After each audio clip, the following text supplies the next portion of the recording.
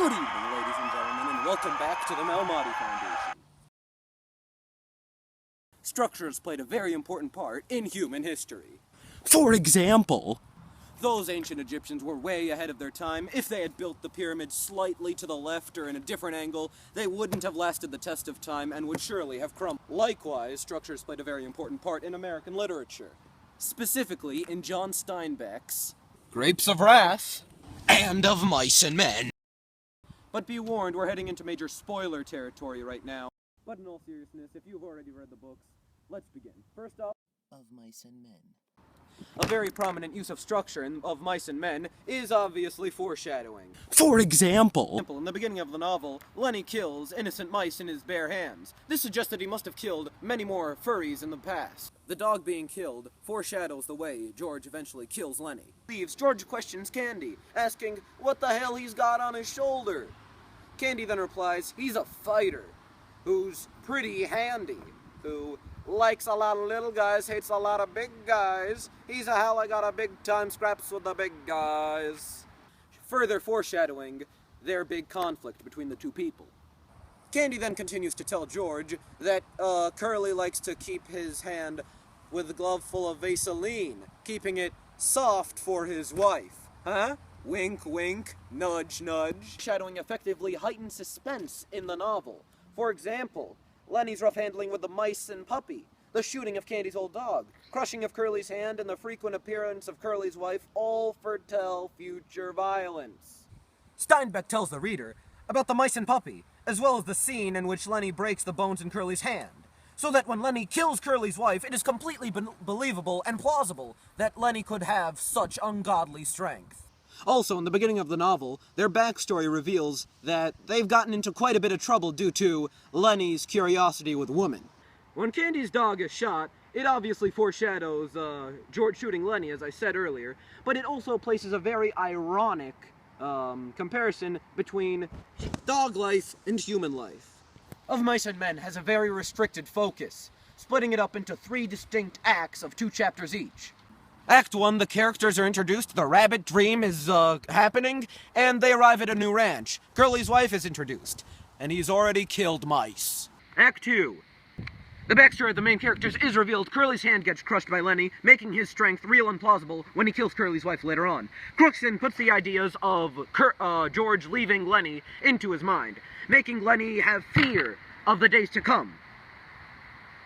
And he gives him the idea that dreams rarely come true. Act 3. Lenny kills the dog and panics. He kills Curly's wife and panics. Curly finds out, he panics. And George realizes that Lenny is gone and they're gonna kill him. He panics too!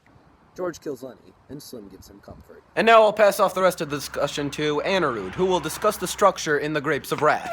In chapter 1, for example, Steinbeck presents a more, in panoramic terms, the drought which forces the Jodes off their lands. And as you can see, this almost gives a more broadened view of what's happening in the U.S. at the time, aside from only the Jode family. And then again seen in chapter 11, you can see that it describes at a length the decaying and the deserted house that is almost a prototype of all the other houses abandoned in the Dust Bowl at the time. And in 13 chapters of the novel, actually, every aspect of the Jodes' family's journey is enlarged in a wider scale. And this can more easily represent the Jodes' journey as a bigger picture than just what's happening to them.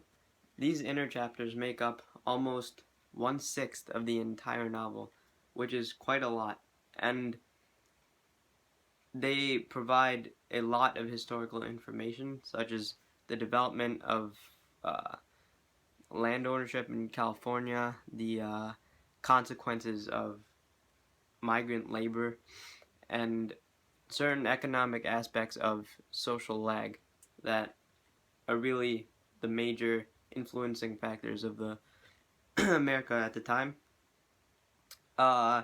Even though they function to do all of this, many opponents of Steinbeck's pattern or structure that he used in this novel say that it interrupted the flow of the novel, and by making the highly critical observations of American society at the time, they thought that it was kind of unnecessary, and he should have just proceeded with the Jodes' journey.